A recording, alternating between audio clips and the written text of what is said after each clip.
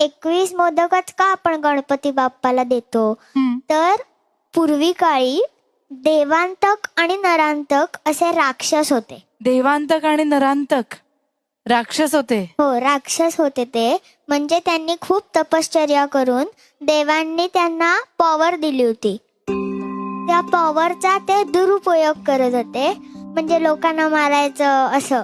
जसं रावणाचं हनन करण्यासाठी राम बाप्पांनी जन्म घेतला, कंसाचं हनन करण्यासाठी कृष्ण बाप्पांनी जन्म घेतला, तसाच देवांतक आणि नरांतक ह्या दोघेही राक्षसांना त्यांच्या वाईट वृत्तींचं हनन करण्यासाठी कश्यप ऋषी आणि अदिती माता ह्यांच्या पोटी विनायक नावाचा म्हणजे गणपती बाप्पांनी विनायक ह्या नावाने जन्म घेतला. आणि त्यांचं हनन करायचं म्हणजे युद्ध होणार ना, तर त्यांनी 20 सैनिक घेतले.